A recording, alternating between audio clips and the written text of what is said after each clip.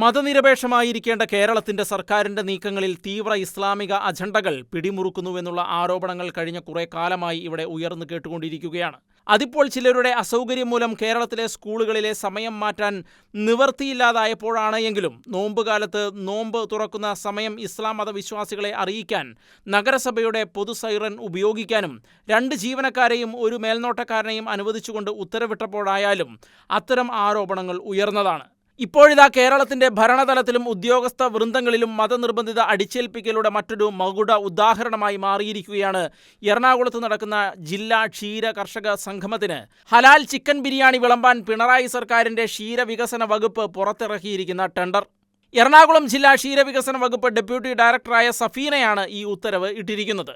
Chicken ബിരിയാണിക്കും chicken 65-നും ഉപയോഗിക്കുന്ന chicken എല്ലാം തന്നെ ഹലാലായിരിക്കണമെന്ന് ശഠിച്ചുകൊണ്ടുള്ള ഡെപ്യൂട്ടി ഡയറക്ടറിന്റെ ഉത്തരവാണ് ഇപ്പോൾ വിവാദമായിരിക്കുന്നത്.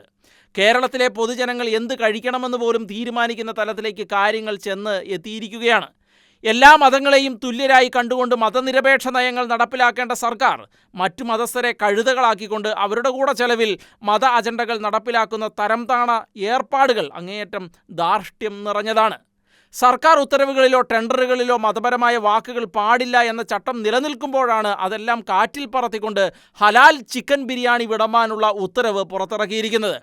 ഹൈന്ദവരും ക്രൈസ്തവരും അടങ്ങുന്ന ഒരു ഭൂരിപക്ഷ സമൂഹം കൂടി സംഗമിക്കുന്ന ഇത്തരം പൊതു ഇടങ്ങളിൽ നിന്ന് ഇത്തരം മത അജണ്ടകളെ എടുത്തു കളയാനുള്ള ആർജവം സർക്കാരിനോ പ്രതിപക്ഷത്തിനോ ഇല്ലെന്ന് കേരളത്തിലെ ജനങ്ങൾക്ക് വളരെ നന്നായിട്ടറിയാം.